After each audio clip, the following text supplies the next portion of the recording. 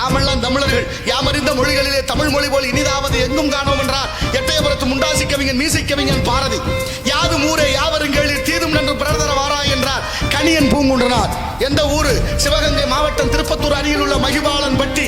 அந்த சின்ன கிராமத்தில் பிறந்த புறநானூற்று புலவன் பாடிய வாசகன் தான் யாதும் ஊரே யாவருங்களில் தீதும் நன்று பிறர்தர வாரா. எங்க இருக்கு?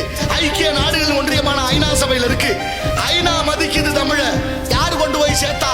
இத்தனை சுதந்திரம் கொண்டாடி இருக்கிறமே, எத்தனையோ சனாதிபதிகள் இருந்திருக்கிறார்கள், இருப்பார்கள். நமது பக்கத்து மாவட்டமான ராமநாதபுரம் மாவட்ட ராமேஸ்வரத்தில் பிறந்த ஐயா அப்துல் கலாம் ஐயா அவர்களுக்கு தான் தமிழ் மீது பற்றும் பாசமும் இருந்தது.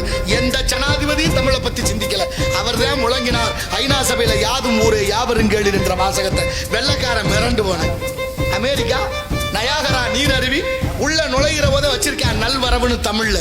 இங்க இருந்து போன தமிழர் கேட்கிறாரு, நீங்க வல்லாதிக்க நாடுகளில் ஒன்றான அமெரிக்கா, ஓ நாட்டில் இருக்க தமிழ்ல வச்ச உங்க மொழியே வேறுதானேன்னு கேட்க அவர் சொல்றாரு வெள்ளக்காரரு, உலகத்திலே உயர்ந்த நதி நயாகரா, உலகத்திலே உயர்ந்த நதி நயாகரா, உலகத்துக்கே மூத்த மொழி தமிழ், உலகத்துக்கே மூத்த மொழி தமிழும் உலகத்திலே உயர்ந்த நதி நயாகராவும் ஒன்றிருந்தால் சிறப்பு என்று எங்களுக்கு தோணுச்சு. அதான்டா தமிழ்ல பேர் வச்சோம்னா அதான் சொல்றேன்.